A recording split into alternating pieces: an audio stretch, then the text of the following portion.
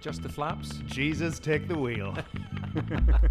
Hello. Welcome to On the Marbles. I'm your host, Steve Jones, and joining us on these dangerous little rubber balls, David Coulthard is in situ, as we say in the world of shortened words, and via a digital face-to-face video service that's had quite enough free publicity on the coattails of a global catastrophe.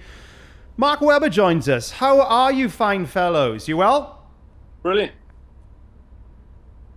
DC, you want to go next? Are you well? Oh yeah, I'm fine, thanks. Sorry, I thought you were into a long rambling opening to... Not rambling, so I don't want to be disrespectful. I was waiting for you to get into a really impressive couple of paragraphs on... That's a lovely kick in the schnutz right off the bat, DC. Thank you for saying that. Well, no, but the thing is, no one actually did a clap. No one said we're about to go. You just decided we're ready. I was midway through drinking some sugary brown water, which I refused to name. All right. Now Ronaldo is no longer endorsing it. I know we usually start the show with a quick hello and get straight into the always brilliant questions from our listeners. I have a strict anti-blither policy up top within the On the Marbles forum. You're right. But today, friends, colleagues, if I may break with tradition and vent a little plasma from my nacelles, I'd appreciate that muchly. So would you indulge me? Is that okay? Mark, DC, would you indulge me? Yeah. Okay. Voila. Perfect. Go for it, mate. Gentlemen, listeners, I have written literally hundreds of hours of Formula One content. You know, the shows in general, interviews, VTs, podcasts, all with the intention to entertain and inform in equal measure. The impact of my blood, sweat and tears has been, let's say, negligible at best. What's your point, Steve, I hear you ask? Well, at the Baku Grand Prix, Mark Webber screams like Barry Gibb catching his plums in his zipper, and he breaks the internet. Close to 2 million views and counting. Let's refresh our memories. Here it is. Perez immediately jumps across. Lewis Hamilton's going to get the lead. Lewis Hamilton takes it away, but he locks up and he's lost it. Mark, take us through that fateful day. What possessed you to reach such a Hitchcockian note?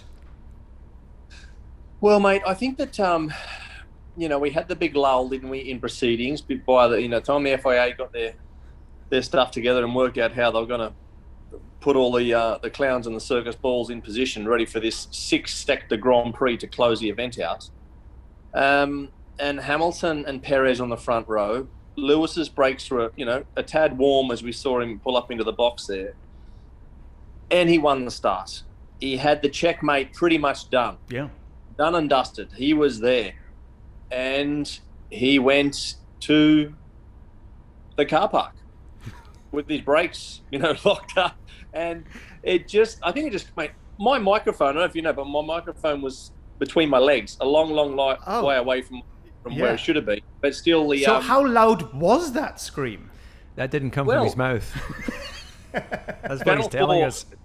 Hey, look, Channel 4, as we know, only use the best, whether it comes to cameras, microphone, the acoustical value of what we bring to the party. So, I was nearly stitched up with just how good the acoustics are. And yes, I did hit a high note because I was just blown away, mate. I was surprised. And sometimes I name people, like when someone makes a huge mistake, I'll shout their name. I have been known to break stuff just out of sheer either frustration or joy or mixed emotions. But with this one, I just dropped a ridiculous scream. And that came from your cerebellum. That's deep rooted. Yep. I've trademarked it.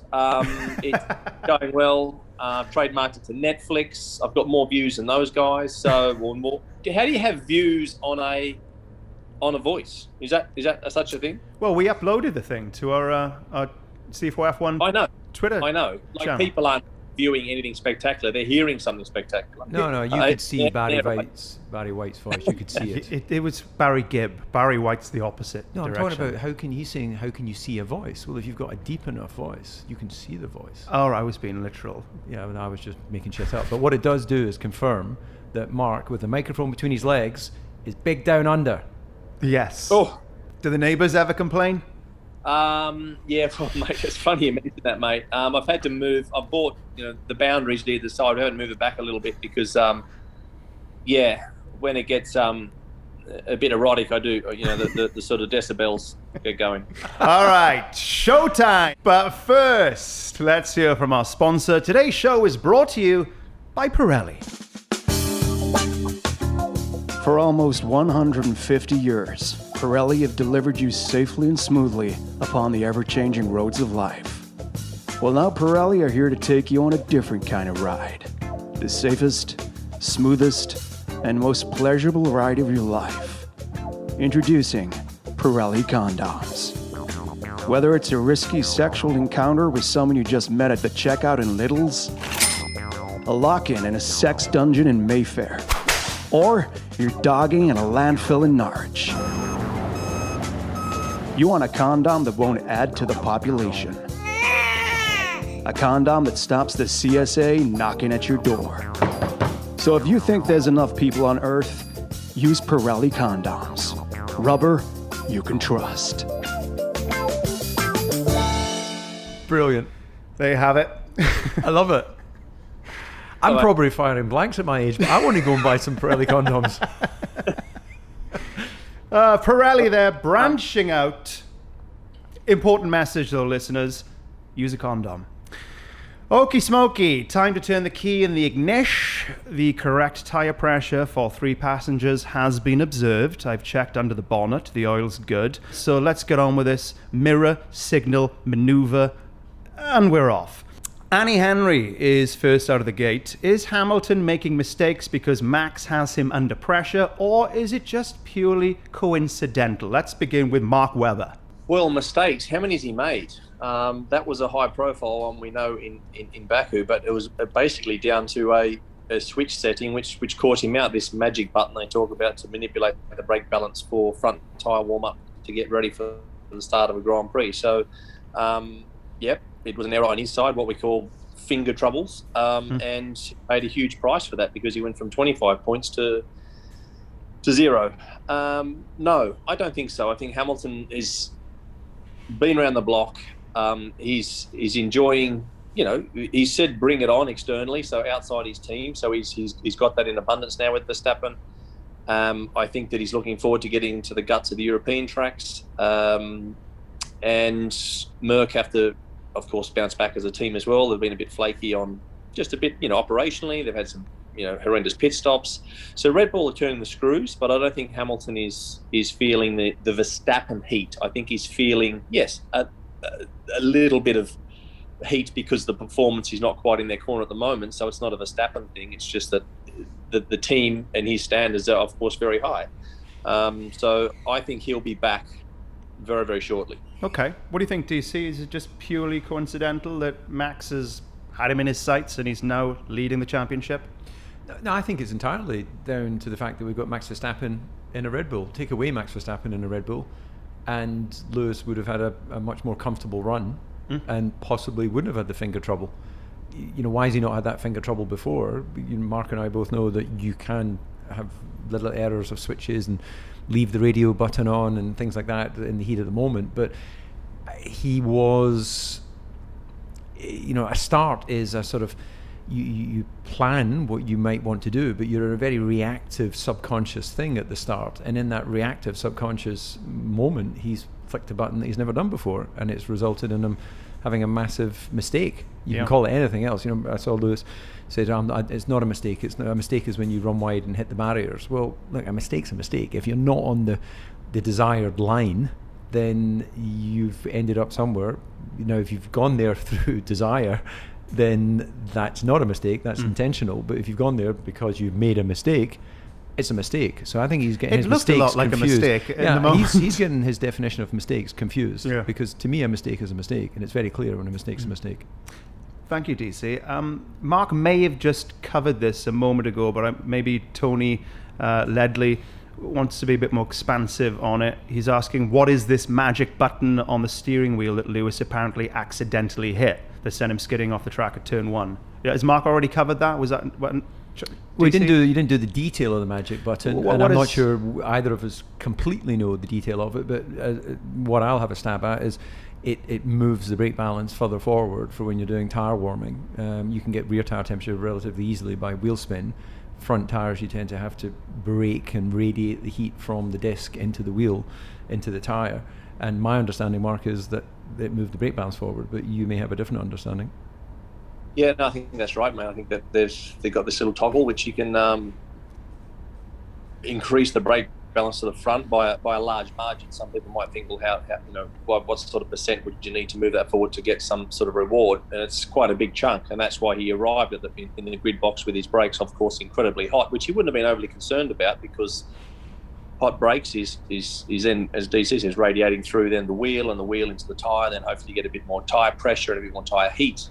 So he was looking for some confidence in the first 3 big stops of that Grand Prix, i.e. turn 1, 2 and 3, to put the fight, into Sergio very, very quickly. But ultimately, it looks like he's left it on for the start. And then when you use high brake pressure for a normal running, which is what he did for the start of the Grand Prix into turn 1, then that brake balance is not the correct balance, and he went straight. But the button itself, is it like me reaching for the remote and I want to turn up the volume but accidentally hit the program or the channel button because the arrows look kind of similar? Am I oversimplifying it, or is it as easy as that? No, but the steering wheel is like that's we all crazy. know. The button's on it, so what the hell is going on there? Yeah, but it's all designed by him. Some design engineer hasn't said that's how I think a steering wheel should look. He sat down over the time he's been at Mercedes and said, I want my radio switch there, I want my magic button there, I want my engine. It's all agreed hand in hand with an experienced driver. A young driver, you pretty much take what you're given and learn how to operate it. But it's not like he's had an outer body experience, or they've switched everything on the steering, which my teammate Mika Hakkinen used to do year to year. He'd finish one season, and next season he'd go, well, Mika would like the radio to be on the opposite side. And from a team point of view, Mark, as you'll remember, better if the steering wheel is the same for both drivers, because it just makes it easier to deploy them out in the field. But Mika would be, he would go from 1 year wanting to reflect tyre pressures and PSI to the next year wanting to use bar. And then the next year he'd want to go back to PSI. He was just, why? Despite the brilliance he was in terms of behind the wheel, he was just mad when it came to setting things up. I'm thinking about, to the layman, when he glances at one of the Formula One car steering wheels, it just looks like mission control. There's just buttons all over it. But then again, when I'm playing on my Xbox, crushing it on Destiny 2 with my joypad there, it's covered in buttons, and they become second nature really quickly, don't they? There you go, and you're not being paid. And not being paid Tens at all. of millions. It should be, because I'm bloody good at Destiny 2. Yeah, there you go. Future career. Yeah, when this one eventually, inevitably peters out. Beardy Lorryman asks, in a most convoluted way, I must say, deep breath, do you think Red Bull are as good as they seem to be, or do you think it's only because Mercedes aren't as good as they have been, which is making Red Bull seem like they are better than they actually are? Mark? Well, obviously, it's a boxing match or a tennis match. There's only 2 in the fight at the moment.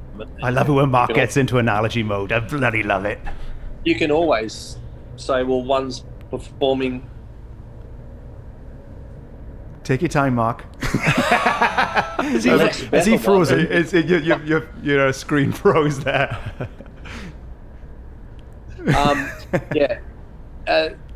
To diminish someone that beats you is performance, because you might say they didn't bring their A game to finish second. In this case, he's trying to belittle Red Bull because Merc aren't performing at their highest level. Well, Red Bull are finding gaps now, and Merc are under a little bit of heat. Valtteri's not performing.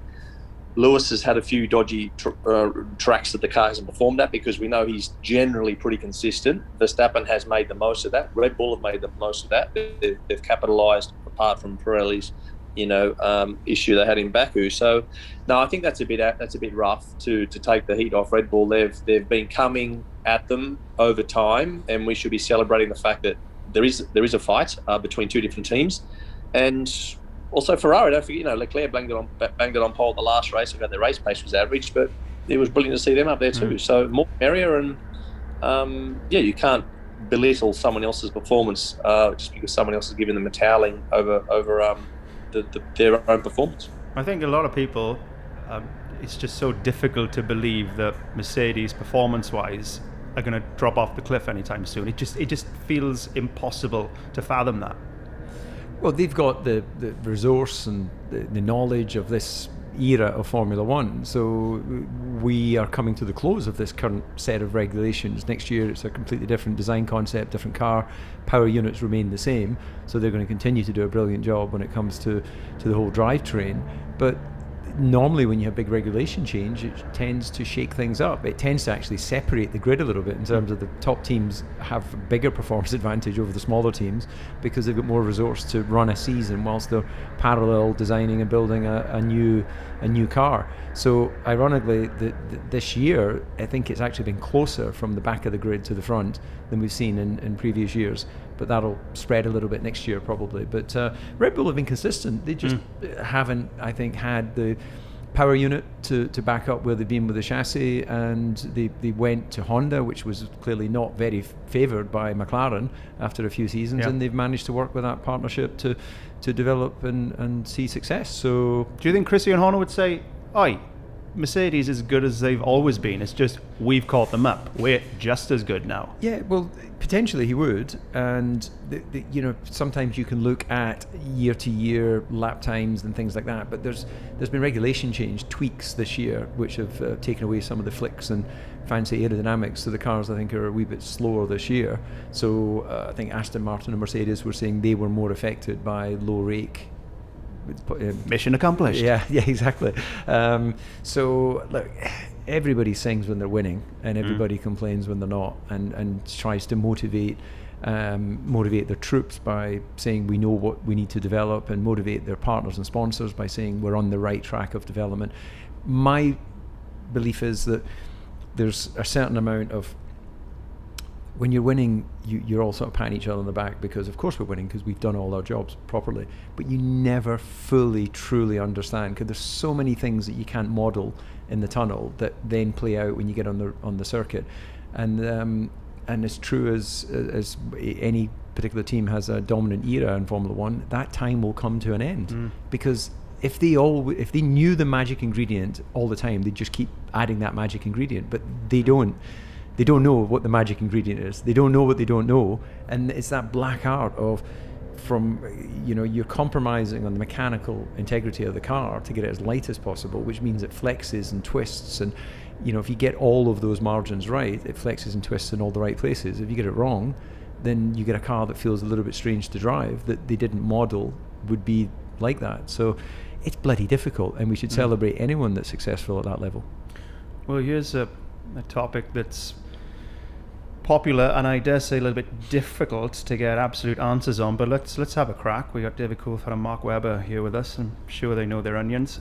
Veronica Neves wants to ask the following: Stroll and Verstappen, what do you think? Debris on track or faults in the tyres? Have at it, guys. Well, I think is it Veronica, mate? Did you say Veronica? Veronica. Yeah, no, I think Veronica. I'm going to go with that Pirelli are at fault.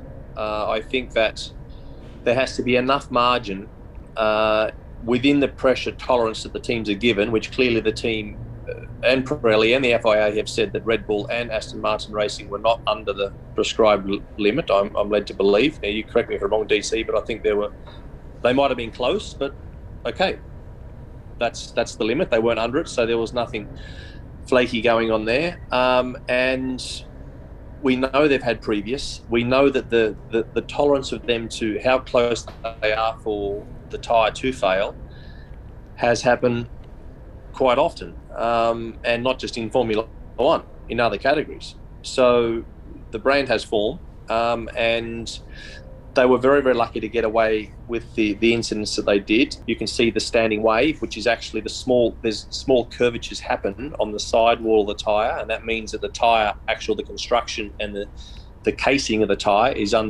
it's about to explode and over its limits, and that's where the tyre has failed. So the turning point of the shoulder. So debris, no. Pressures in question mark. Pressures seem fine, and that tyre should have gone the distance comfortably, and it hadn't. You have to keep in mind, I mean, DC's done Le Mans, he won it in a few years back, DC, we know that, but in terms of, I've done Le Mans as well, and that's an endurance race. Yes, Formula One is cutting edge, all the components are very different sports, but Michelin supply a tyre for that race that you can drive 4 hours and the top speeds are 340 kilometres an hour 5 times on the track per lap. So the technology's out there, and Pirelli, I think, over time, they're capable of producing something that can rebuff these flaky moments for them, but they just seem incapable at the moment. Thank you, Mark. Got a little bit of drop out there, but we very much got the gist of it. DC, what do you think? You agree with Mark there? Well, in answer to Veronica's question, it's been answered in the press releases that Pirelli have said they haven't found any cause of the failure to do with debris. So the debris argument doesn't hold true when you consider there was no debris on track when Stroll smashed into the barrier. No, well, absolutely. So what Pirelli have said is the tyres haven't failed because of debris marks or cuts. Yeah. You quite often get little cuts and nicks in Okay. tyres. And they've said that, as Mark highlighted there, that the teams weren't running outside their prescribed operating parameters. That's the beginning and end of that story. So you call it whatever you want to call it thereafter, but it's a failure of a tyre which was running at the correct pressure as stipulated by the FIA and Pirelli, and there was no obvious signs of a cut or nick or something. But that doesn't mean there wasn't a cut or a nick. It just means that of what was left of the tyre, and when they did the investigation, they couldn't find it. So you just call it the racing gods in that situation. Yeah, I suppose you could say, well, it's one of those things. The problem with this, though, is it's two of those things. Yeah. It happened twice. It's not clearly good, and could have been very, very, dangerous and high consequence, as Mark points out. Max went right and hit the wall there. If he'd gone left and hit pit lane, Don't even want to think about that's it. a different crash Yeah. altogether. But motor racing is dangerous, and it actually, knowing that no one was injured, it gave us an incredible end to what was at points not that interesting a Grand Prix. So, look, are we surprised when two boxers get in a ring, one of them gets bluted in the face and goes sparkle on the canvas? We feel sorry for him, but there's something strangely satisfying about seeing someone get knocked out. It goes part and parcel with different sports. If we want to do cotton wool boxing for the whole world, because no one can get injured, no one can get hurt, no one can be pushed physically or mentally, then that's another conversation, and probably will happen at some point beyond my life on Earth. But meanwhile, welcome to motor racing. It's dangerous. I don't want to think of a life without you. Steve, just also quickly, Yeah. people might want a bit more content, and DC can obviously jump in here as well, mate. But the tyre pressures, people might say, why is that so sensitive? Well, the lower the tyre pressure, obviously, the more low the tyres under. So when Pirelli keep, that's a little bit of a shortcut for them to keep increasing the minimum tyre pressure. If it's 18 psi, 19 psi, 20 psi. So when you go to places like Baku, the teams want to have the lowest possible pressure because there's a lot of low speed corners, but unfortunately you have a 2 kilometre straight, and when the cars are doing 340 kilometres an hour, that tyre is seeing a tremendous amount of force and centrifugal force in terms of the sort of rotation from the track at that speed at a pressure which Pirelli might not be that comfortable with. So they just keep cranking the pressures up, which the teams hate, the drivers hate, because obviously then it's just 1 or 2 psi for the teams to drive. That's massive numbers. It doesn't sound much, but it's just slaughters lap time, makes the car more tricky to drive. Yes, it's the same for everyone, but it's not really what the teams like dealing with, because they've got so much of the other car, so much of their other things in their control is handled in such an incredible fashion when it comes to performance, and then they've got to crank these pressures up, which kills the car's performance, which is unfortunate. Well, sticking with the dangerous side of Formula One, Ziggy Starlust asks simply, and I assume this is also in regards to those Stroll and Verstappen shunts, what's it like to crash an F1 car travelling 200 miles per hour? It's absolutely fine as long as you don't have a sudden stop. It's absolutely fine. No, it is. Mark and I have had some sizable crashes over the years. Mark with much bigger consequence of G-loading than I ever had. I tended to, my crash tended to last quite a long time, which is a good thing because you're losing energy as you're going through the crash. Mark's have had a bit more sudden stop. Didn't Mark go through a cloud once in one of his crashes? Yes, he did. Took Yeah, off. yeah. He's flown a couple of times. Le Mans, when he raced for Mercedes there, and that's when he first did that little squeal. And he flew in Valencia, but he had a fairly hefty shunt in Brazil, about 2004 or 2003 something, and then. And also in Brazil in his sports car as well when he was racing there for Porsche. So as long as you don't have the sudden stop, it's fine. And of all the things that you want to crash into, Armco barriers are great because they tend to move, a bit of deflection, and also they tend to sort of keep you moving. They push you around the circuit. Tires can actually pull you in, and you get that sudden stopping to very abruptly, and concrete, which is what we got around the Paul Ricard circuit, is not forgiving at all. Well, I don't want to put words in Ziggy Stardust's mouth here, but I'm assuming they want to know you as a driver, as a human being. You boys being in those cars, what does that feel like? I mean, painful? No. Are you terrified the moment the car starts getting away from you? No. Because you racing drivers are optimists. And even when you're in the throes of a crash, you still think you're either going to minimize the damage because you want to get the car rebuilt, or you optimistically think you're going to recover the situation before you crash. If you immediately go, then you've given up, and that's not in the mindset of a racer. Even when you're stepping out of the smouldering wreckage, you're thinking, the boys will get that rebuilt in time for the race. Mark, different situation for you though, because DC's talking about recovering the situation, but when you're looking up at the sky all of a sudden, when you're airborne, you're like, this is, I'm not going to recover here. I think this is game over for my day.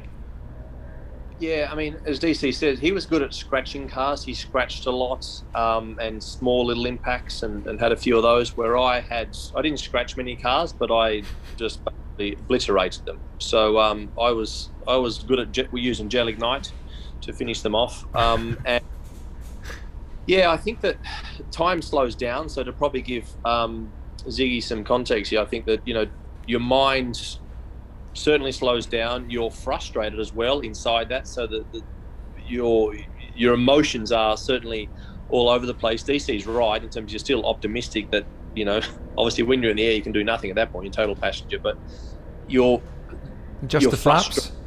Yeah. Jesus, take the wheel. Yeah. That's right, mate. You're frustrated that the result is clearly not going to turn out well. DNF for the team, DNF for yourself. So whenever we have an incident, we know that there's consequences on the results, and that's the immediate thought. Is that we didn't come into this venue to have that type of ending, whether it's practice, quality, or the race. So, and ultimately, you don't really. I mean, depends whose fault it is, but you don't really care if you're caught up with anyone else. There's nothing. I very rarely felt rough about, unless I did an absolute howler of a mistake. But again, that's racing. If you get tangled up with someone else, that's the cards that we're dealt with. But it slows down. I had some crashes in Le Mans as well, and actually the second one, which was both quite similar accidents. In the second one, I actually remember thinking that, look, just turn the lights off. I don't want any pain. I'm very calm. Just if it means I'm not going to make it through, just turn the lights off. Jesus, he owed me some money. He was just trying to get out of the debt. He survived. I collected. But these crashes, though, Mark, I mean, I'm assuming from karting going up through the formulas, you're crashing at every level. So it's something you get used to. I mean, I can't recall any story of a Formula One driver crashing in his F1 car for the first time and thinking, no, I'm not doing this. I'm going home. I don't want to do this anymore. So you do get used to crashing. Yeah, yes? You're well crashed by the time you get to racing cars. But there are drivers that have the big shunts, and Mark had the big shunts, and some clearly he has to take responsibility for, and some was just racing gods. And there's others that tended to have, as he said, crashes, but less, let's say, impact involved. So a buddy of ours who lives very close to us, Alan McNish, did race for Formula One with Toyota. He definitely fell into the big crash category as well. Didn't really do much damage, but when he did, they were like airplane crashes. There was what part of the car is that? McNish. Yeah. Not surprised. Monument. Guy's a beast. Okay. Damien Fox asks, was Baku confirmation that Perez is the right pick for Red Bull? Yes. Yep. Yes from DC? Yeah, Foxy. I think, yeah. And I think he'll be there next year. I think that he's the guy they want on Sundays to mop up those other points. He's getting his feet under the table there now. Team like him. I think he's enjoyable to work with, apparently. Max is getting on with him. So I think he's now, that seed is well and truly planted, and he's on his way. Yeah, I think that seems to be a popular response to that question. You're going to call me wet, but watching Checo win that Grand Prix and lift that trophy, I just kept thinking about Alex Albon. I just thought, oh my God, it must be just horrible watching that. I had breakfast with Alex in the week, and he's getting ready for his DTM GT3 racing, and clearly he had no problems on Sundays, other than coming together with Lewis a couple of times. Yeah. Saturdays was his Achilles heel, and he knows that, and maybe like Pierre Gasly, he can go away and regroup and come back and deliver the speed that has brought him to Formula One. And if he can do that, then he'll have another second bite at the cherry, and would be very nice and deserving driver to do that. But for that one moment of pressure pot going up against Max in a Red Bull, which is the faster cars tend to be a bit more tricky to drive than the slower cars, it didn't work out. But he's still part of the Red Bull family. And look, sport it's a gift to be a professional sports person, to be paid to do what you would do for fun as your hobby. So I wouldn't say I feel sorry for anyone. Okay, in life, yes, of course, but in terms of sport, you get your chance and you either deliver or you don't. The sport doesn't wait for others to keep up. Yeah. Well, I wish him well. He's a lovely, lovely guy. I hope DTM goes very well for him. Christine Geller here. How long will that win, which was robbed from Verstappen in Baku, haunt his dreams? I mean, I think I know the response to this one, Mark. 5 minutes. Yeah, that's what I thought you were going to say. Just move on, done. Mate, when you got the trophy cabinet he's got at his age, he's not going to be paranoid about something completely out of his control. All the positives will be, flooding through his mind that he put the brilliant weekend together. He controlled the race. It was literally just putting the icing on the cake. It was cherry on the top, and then he got nailed. So nothing to do with him in terms of that incident. And he'll see comfort from that and dust himself down, like I say, within no time at all, and get ready for the next one. In Australia, we have animals called wombats, and wombats, the front of their skulls are really, really thick. They're tough little bastards. Yeah. And they don't take much shit. They're cool. I love them. They're really cool little beasts. That's a Verstappen, mate. He is mentally just granite, I think. And yes, we've seen him crack a little bit here and there, and his frustrations come out with his age. But I think his ability to recover from the roller coaster that would be a huge roller coaster for some other professionals. Verstappen's roller coaster is a pretty boring ride mentally, I think, because he's very stable. Yeah, look, Max is still closer to puberty than years he's lived as an adult. That's the reality. He is a young man. There's a lot of learning that's going to happen over the next decade, and that's why I think that the prime time is late 20s, early 30s, because it's not about whether they get faster. It's about life experience. It's about understanding what being a man is. I think we can all accept and agree that women tend to mature a bit more quickly than men, and that's not something that's accelerated just because you happen to be a world-class Formula One driver. So he will continue to grow as an individual. And what sport, I think, teaches you is focus on what you can control. And the fact that the car crashed is no longer in his control. He's not using any energy, and he's not asking why. A lot of people in life keep asking, well, why did that happen? And if there was an answer, they wouldn't have to ask why twice. But the very reason you have to keep asking why is because there probably isn't an answer, but yet they keep going round in circles seeking an answer to the unanswerable. Yep. And meanwhile, other achievers have asked it once, haven't got an answer, figured out, well, better to get on with what I can influence, which is the future. And they're already further down the road by the time you're still going round in circles going, why me? Fair play. I am very glad he kicked the car, though. I think because I was at home watching it, we, as a viewer, we all collectively, like, kick the car, Max. You've got to kick that car. And he kicked it. It's like, yes! It was just a very Max moment, you know. Maybe a little bit of that immaturity you said, DC, but then again, I'm 44. I probably would have kicked the car myself. Chaps, can I ask you, and this is building on what happened to Max. Yes, he offloaded the moment, but it is a missed opportunity, out of his control, but still so close, but yet so far. So can I ask you, chaps, to go to a dark place, reach into yourselves and open that door where we keep the bad things, those things that won't be forgotten. I want you to tell us the worst loss of your career. And by that, I mean the one that was yours for the taking. You know, a real tap-in until the shit hit the fan. Who wants to go first? Australia, 95, easily winning the race, and had a small issue coming into the pit lane in Adelaide. And what was that small issue? When I did the downshift, I got an over rev Yeah. on the automated system, and when the clutch re-engaged, it just gave me a bit of push, got on the dust, and Mark was racing that weekend, I believe, winning in Formula Ford, and and I just sailed into the pit lane, and that cost. I know it's never big and it's never nice to talk about money, but you know what On the Marbles does is deliver honesty. You better believe and it. that cost me $2.5 million. Did you immediately think about the money? Of course not. I'm a sportsman. I'm doing it for the pleasure. But my manager pointed out when I got Oh back. my God. I feel sick. It's all right. I've got a few other quid. Are you going to be okay? I'll be fine. Can we get a whip? Can we have a whip rung for DC after all the crew are nodding? There's some fingers being shown as well. Mark, what about yourself? Anything as stomach churning as that?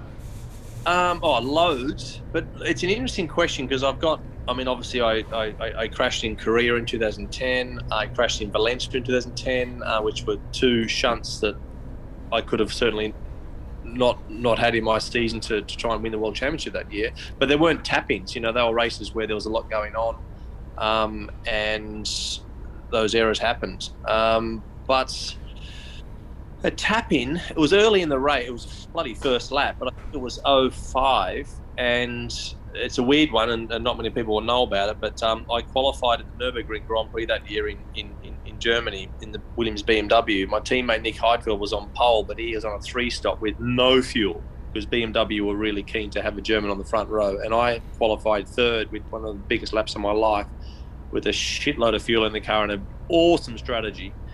And I thought it was wise to try and do Montoya on the brakes into turn one, which was stupid, and we both hit each other. And I just thought, if only, like, I love that track, if I just had been, discretion the better part of valor at turn one, with that strategy I had in mind, I just know that I could have, done something special that day. But there you go. I was a twat. Owning it. That's the other thing about sports people. Yeah. They'll try and blame everyone else until the point clearly it's not credible. And then they go, yeah, it's my fault. Those sliding door moments. Okay, Stupid Asher has been on with some sass directed at myself.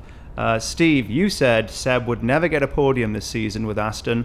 How do you feel after seeing him get the silver in Baku? When did you say that? I said it in the last podcast. Oh, okay. No, but Baku podiums don't count.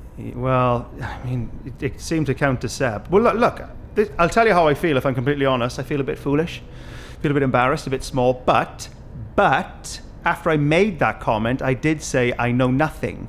So I was wrong, and I was right about being wrong. So, suck on that, Stupid Asher. Yeah, look, in my mind, you were in a raised, elevated position in life of one of life's better people. So the fact that you can't made a boob of myself. Well, you've never raced a Formula One car. You don't. Why would I know what I'm talking about? Well, when it comes to racing, no. When it comes to presenting and scripting and sculpting and taking us on a journey, and you're delicious at that. But when it comes to driving, God, as far as I can tell, you could get out of the car in France at the airport and got on the wrong side of the car because you thought the steering was. Someone had stolen the steering. You're in the continent. Thank you. He is easy, please, behind the wheels. Steve, remember our run in Bahrain, mate? The Porsche. That was a good late night run, wasn't it? Yeah, you scared the life out of me with that. What Porsche were we in? It was a particularly powerful one, if I remember correctly. Yeah, it was a Cayenne Turbo S, mate. So it was still the SUV, but we had all the ponies under the bonnet, mate. And I think you lost your No, I had to remind you that I have back issues. Please calm down. He was like throwing me out of the seat, even though I was strapped in. But do you know what? I'm going to be the bigger man here. I am going to talk about Seb, even though I made a fool of myself. That Vettel podium is our favourite German back with a bang, or was it a flash in the pan? It was a great weekend's performance. He looked on it, and that it shouldn't be a surprise because he's a 4-time world champion, and Mark knows better than I just how skillful he has been during his career. So the congratulations, welcome back, Seb. That's what we've expected. Yes, circumstances were slightly fortunate for both him and Pierre to get that podium, but earned on merit on the day. Okay, yeah, Mark, do you concur? Yeah, I mean, he would have got great satisfaction out of that. He passed Ferrari on track on the restart. Leclerc, brilliant first stint, so he teed it up. All the foundations were his responsibility to get that great result. So, I mean, I was a bit sarcastic that Baku podiums don't count because they generally are a little bit hit and miss there, to be honest. But as a random event, great for the neutral, but it can throw up some odd results. But that was a genuine podium for him on that day, and let's see if he can jag a few more before the year's out. Yeah. Best of luck to him. Titan Smith. Ooh, strong name. Titan Smith. I like that.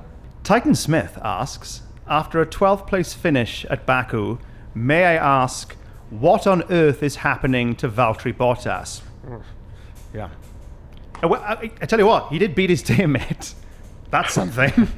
No, Valtteri's gone off the boil, and he's not in a happy place right now. That car is clearly a bit trickier to drive. We can say that of the last several years he's been alongside Lewis. He's been able to match Lewis on many occasions in outright pace, or certainly be within a 10th or so, which is admirable to say the least. But yeah, he seems to have gone off the boil, and strange things happen when you've been around the sport for a while, and I think he's in that strange moment of, I saw the comments about he considered it during the off-season whether he wanted to continue, and believe it or not, I've been through that.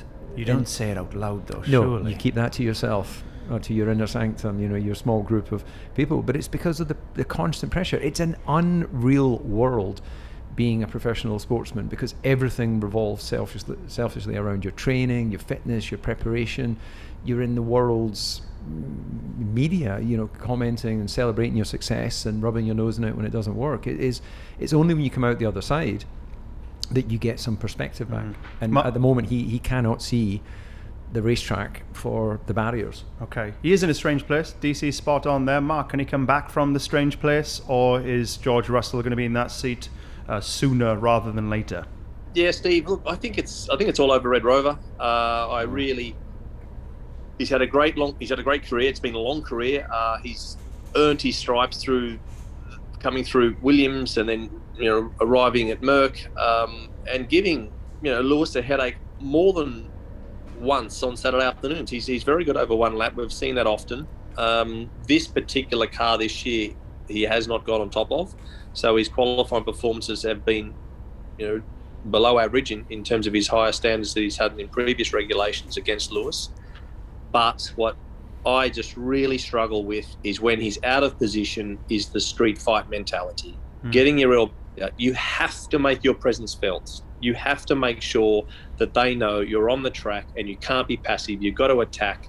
If you're in one of the best cars, you've got to fight and you've got to go down swinging. Sometimes it doesn't work out. I got it wrong many a time, but I tell you what, at least I went down. I didn't go down, wondering how the move might looked, or someone might not have respected me behind them or in front of them defending. I tried to do my best, and I think with Valtteri on Sundays, because that's when the sheep stations are handed out, as we say in Australia, when the big trophies are done, you've got to deliver in Formula One. We can talk about one lap pace and all sort of stuff, or being fast in free practice 1 and 2. Grand Prix racing is what you're measured by, and at the moment he's not delivering. Another driver who's under fire, maybe not to the extent of Valtteri, but Hen Arnold has been on, and she's asking, what sort of timeline is Daniel Ricciardo looking at in regards to keeping his seat in the team? Being beaten by Norris race after race isn't the return on their investment McLaren were looking for. Norris 5th in Baku, Ricciardo 9th. I mean, that seems a bit harsh. It's not that bad, is it?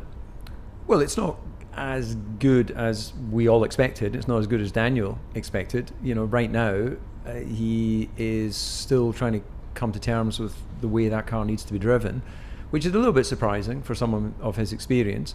And in answer to the question, I don't know how long his contract is, but I'm going to assume at least a couple of seasons. I think he'll be fine to get through this year, because he's young enough and there's got to be enough magic in there to be able to get on top of it and deliver some big results. The thing that's really hit him, he's not comfortable in the brakes, and that's one of the big strengths of his driving style, his racing style, is the confidence and the feel in the brakes.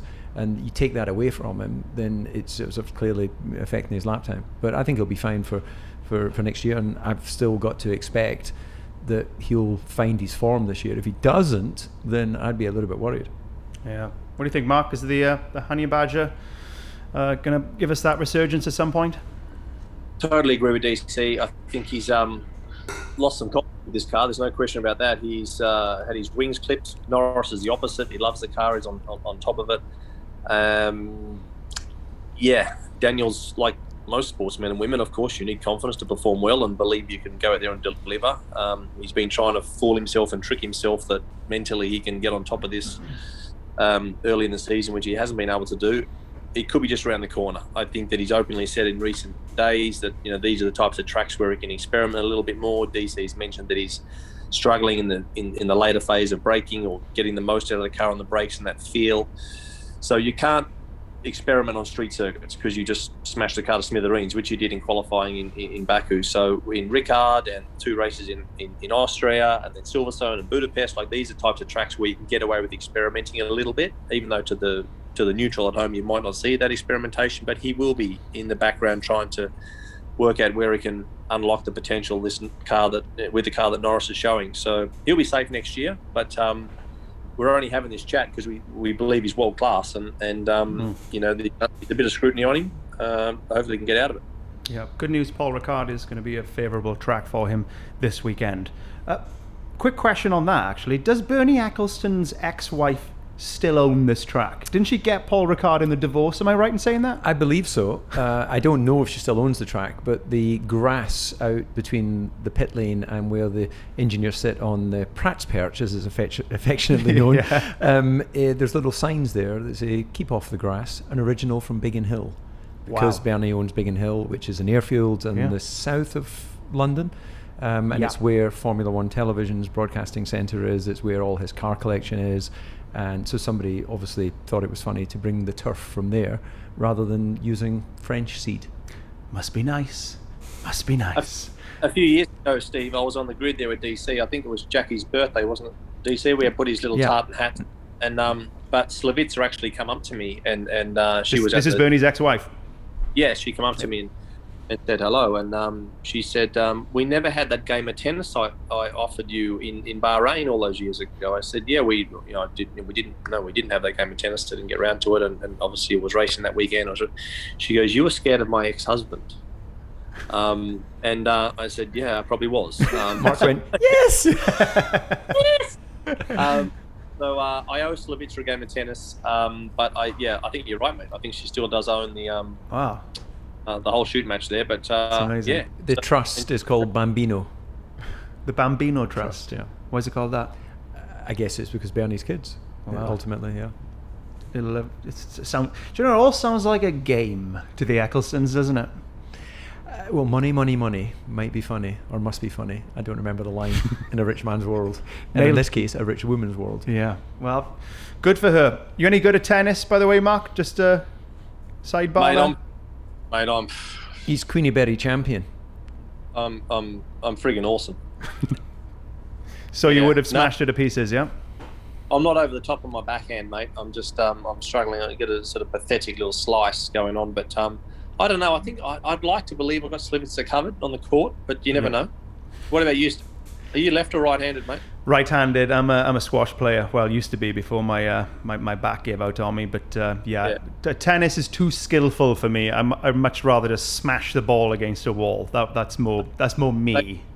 They say squash is good for people who are good with their wrists. So well done, son. I have very, very strong wrists. Yeah. I can see that. Wrist. Thanks. It's that big. You need Thick wrists. wrists. Yeah. All right, moving on. Hardeep wants to know, what do the gang think about that red flag standing restart in Baku? Naughty but nice? Question mark. In the end, I thought it was going to be single file rolling start if they even started again for 2 laps. But I've been in Grand Prix where they've not restarted the race despite there being time to do so because somebody makes a judgment call. In the end, it gave us something quite spectacular. Yeah. So I think that we can agree that that was an exciting end if you're not a Lewis Hamilton fan. But I don't know. What do you reckon, Mark? It's a good question because I hadn't really discussed it with anyone. It's a cracking question, and the purist in me, which we all, it's like everything. It's like when you hear your mum and dad talking when you're young, saying, "Well, back when I was this," and it's like it sounds like I'm obviously a geriatric, but as DC said, sometimes you can actually red flag when Verstappen crashed. Sometimes it could be taken back 1 lap. So how they crossed the line the previous lap and the results are taken from that lap. So that is one scenario which a lot of people wouldn't be aware of, but that actually is a scenario that could have been played out, which clearly they didn't. They wanted to restart this race with of course 2 laps to go, and then obviously the delay and all the rest of it come with it. I think I was frustrated initially, but I was happy that and this sounds brutal because I am a Hamilton fan. I am a Lewis Hamilton fan. People, I am a Hamilton fan. Lewis didn't win. That would not have been fair, I think, in terms of just how the Grand Prix was dealt with. If a standing start, as we saw, it's the most randomised event that Michael Massey could put together to flip the cards and have another random result. You could have a single file restart, as DC said, so Perez is more in the box seat for a guaranteed turn 1 entry, if you like. But they did everything they could to really spice it up, and that's good for neutral, but it was borderline a little bit too WWF or WWE or WWE. Now in the US, it was all whatever WWE. Yeah, I'm with you. I don't know Michael Massey. I know you guys do, but he does seem to favour entertainment over legacy. I can imagine him directing the next Marvel movie, if you know what I mean. I don't think Charlie Whiting, God bless his heart, would ever have done what happened in Baku on race day. Potentially, I think that's a good observation, and actually probably not a bad thing given where sports sits today. No complaints over here, baby. Yeah, you've got to move with the times, and we're looking for our next audience, and they have lots of choice of lots of entertainment. So no bad thing that we're putting entertainment a little bit more at the front of it. Yeah. Thank you, Hardeep. Great question. Sorry, Mark, go for it, man. It was good at the end. It was good in the end. It gave us the Mark Webber scream, for God's sake.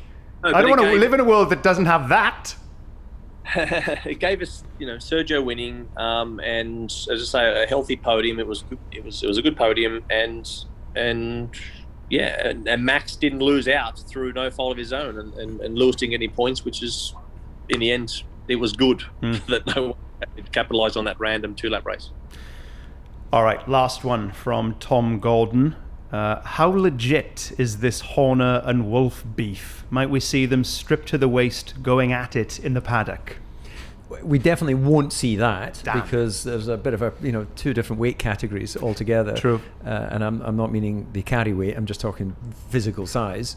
DC, the weight category is a very real thing. I don't think a lot of people realise that. Yeah. The big guy is probably going to beat the tiny little guy. Yeah, there you go. Yeah. So that's probably not going to be, they're going to be slapping each other. I think there's an element of they both want to beat each other, and their teams are doing whatever they can within the spirit of the rules, and it's stretching everything to the absolute maximum.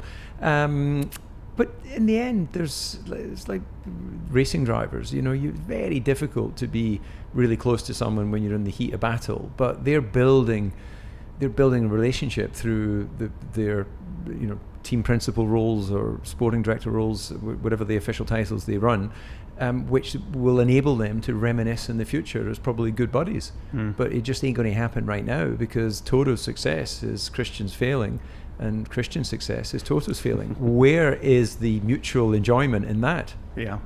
You agree, Mark?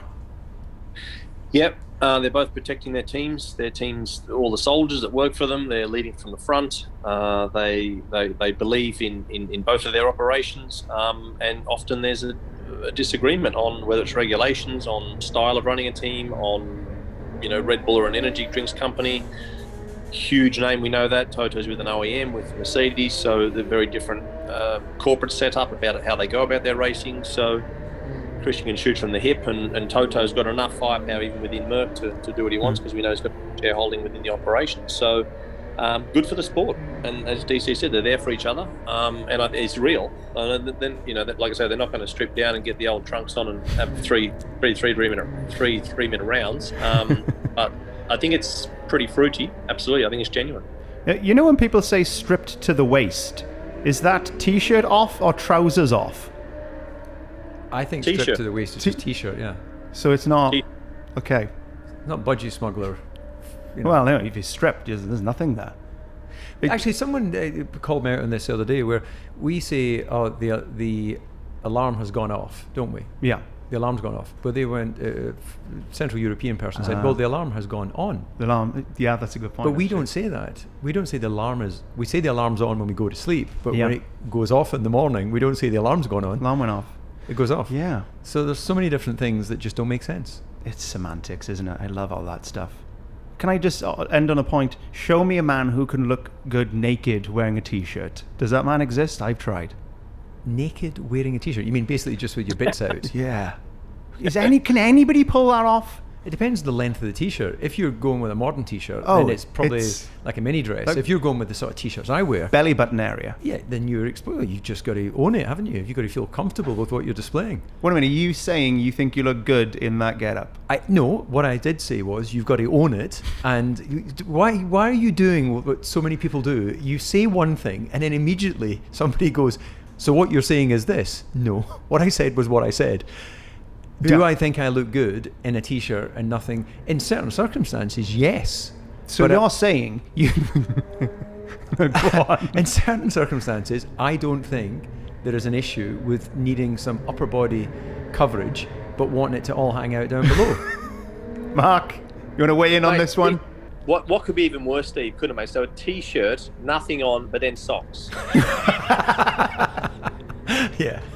Can I take it one step further? T-shirt on, nothing in between, socks and black leather shoes.